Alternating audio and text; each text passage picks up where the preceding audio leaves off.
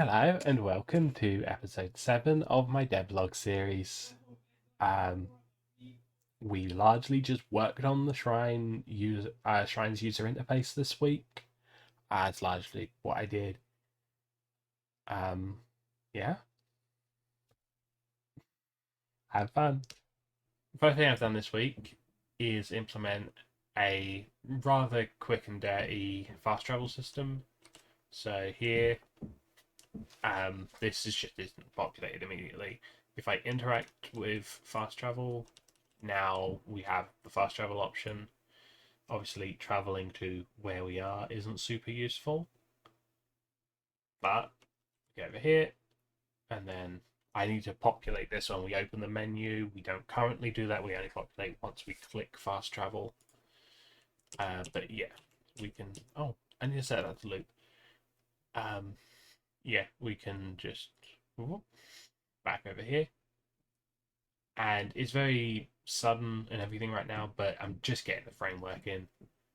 Right, it is all going through the game mode to make sure emitting events for everything to listen to, if necessary, is easy enough.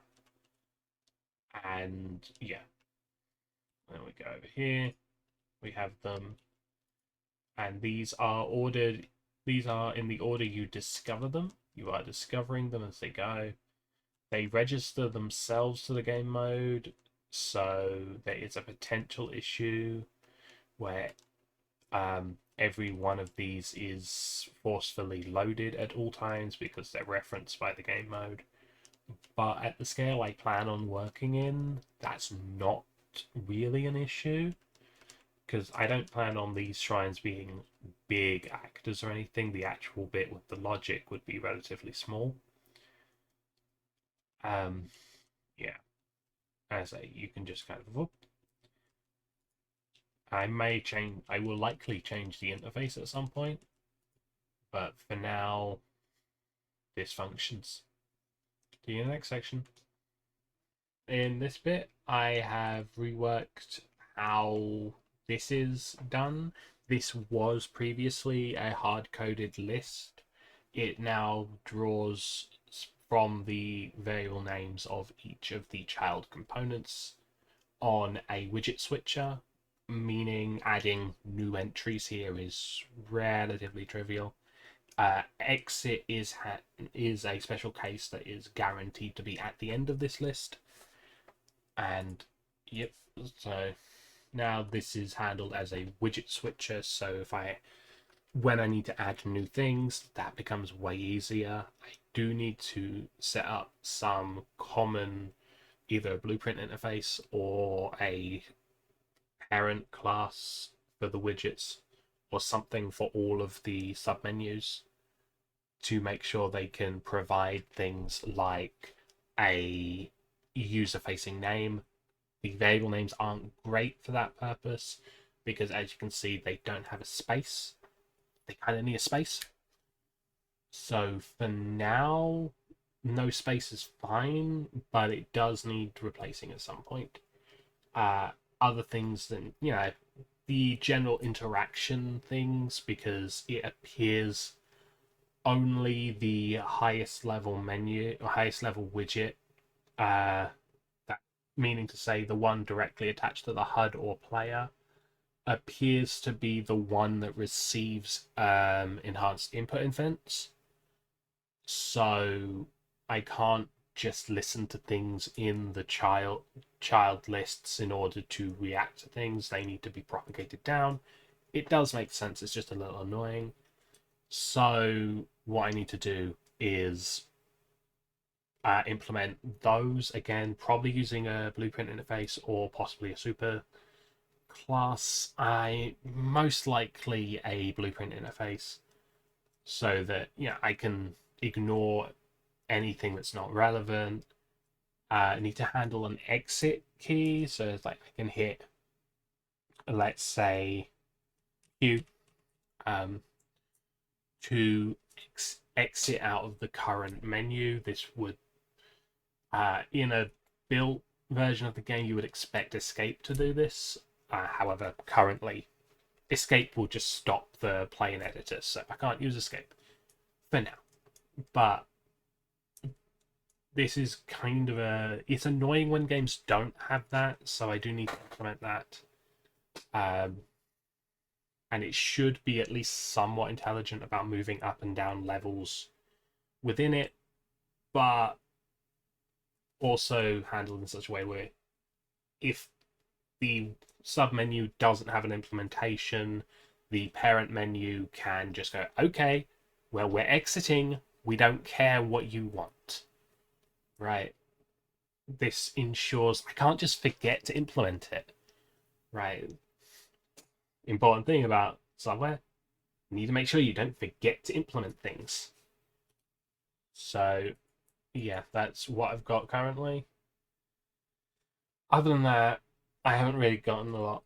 So I've been thinking about how this works and doing this, trying to make sure these are modular enough to be used to construct more interfaces, like not interfaces, more UIs. Yeah, user interfaces, UIs. I just need to handle doing that. Currently, the system only handles simple text. I don't even support rich text yet, but that's part of making these nice and modular, is that then means implementing rich text will be much easier later.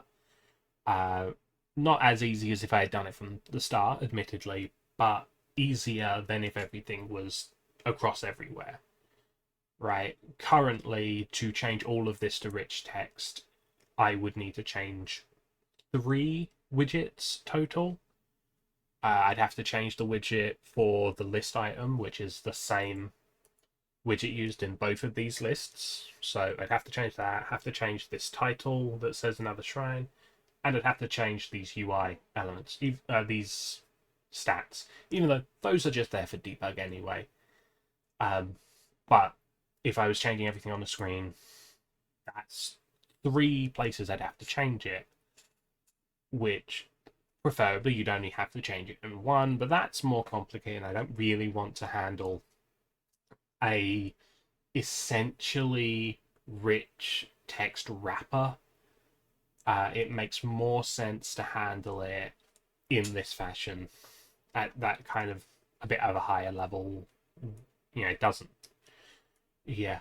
Also, these lists, I do need to make this list able to handle arbitrary widgets rather than just text. Currently, it can only support text options, which is fine for the most part.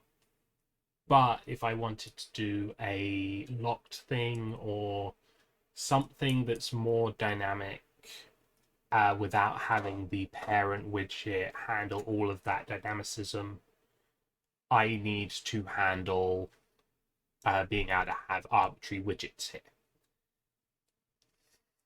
For now, not really a concern. I'm not sure if I need that currently. That's more of I was thinking about handling inventories and things like that. Those will need more arbitrary widget system, potentially, especially if you have multiple kinds of widget that different items could be represented. But yeah. Yeah. For now.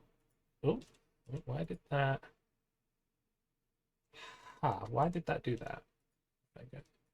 Why are you? No.